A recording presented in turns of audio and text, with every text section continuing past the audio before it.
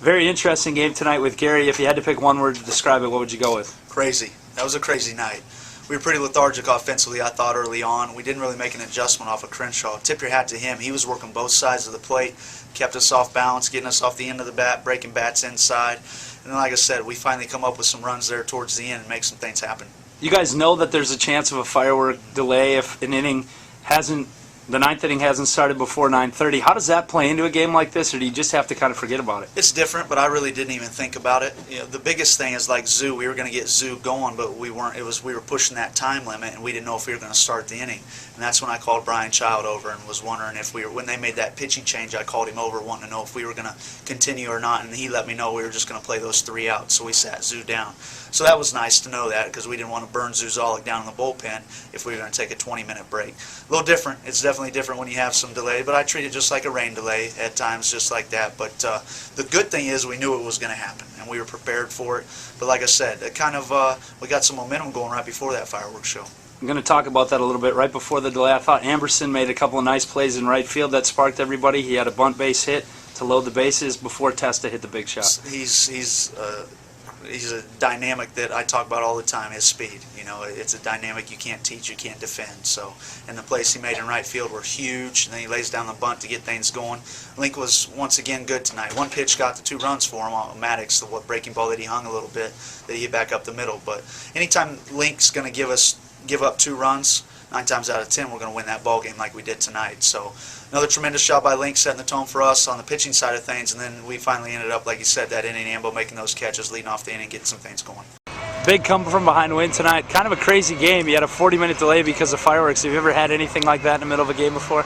Definitely not. That was pretty interesting, but I feel like it was a perfect time for it. I mean, we just got the lead, so, and then a little intermission and close the game out. That was it. The offense kind of struggled early on. Their starter, Dustin Crenshaw, held you guys scoreless through 7. You made a couple of big diving catches late in the game. You think that helped spark the team a little bit?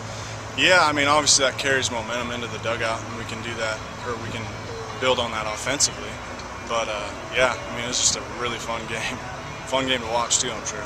Your speed, obviously a big part of your game, laying down the bunt to load the bases in the 8th inning where you guys eventually took the lead. How much are you aware of the pressure that you put on the defense? I mean, I know that speed kills. Everyone teaches that. But, yeah, honestly, I got 1 bunt down. I think it was a drag earlier in the game. And then Hoop told me, he's like, you've got to lay a sack down right here. I'm like, okay. So I didn't even worry about dragging. I showed it early. And I thought, I'm not going to bunt it right to the third baseman. I'm going to try to find a hole.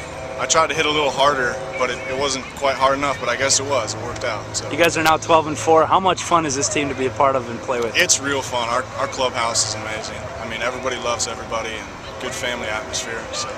Ambo, before I let you go, anybody you want to say hi to back home? Just my mom and my dad, my brother in California, my sister's back home too, and then my host family in Australia. Crazy game today. Have you ever had anything like this before, in a delay that was kind of planned for fireworks in the 8th inning? Believe it or not, my rookie year we had a kind of a light outage, I guess you could say, but nothing like the delay tonight. What was it, 30, 35 minutes? So I can't say the delay, but yeah, I've had a power outage, nothing like that. You pitched the half inning before the delay happened. How glad are you that you didn't have to pitch after the delay? It would have been nice. It was nice that I didn't have to do that just because 30 minutes. Their guy ended up going back out there. That's tough to deal. You ended up getting the win. What is your mindset in the 8th inning, trailing by 2? Your offense is yet to strike, just trying to hold the other team? Just throw strikes, compete, throw strikes, especially against a team like this. They can really put the pressure on you by taking balls and moving guys over the bunt and run and such like that. You guys are 12-4 now in the season. How much fun is this team to watch and be a part of? It's awesome. Everyone's doing a really good job. We're hitting well, pitching well, so it's fun to be a part of. Jason, before I let you go, anybody you want to say hi to back home? Yeah, sure. I'll say hi to my family, my parents, and my 2 long-lost sisters. Haven't seen in a while.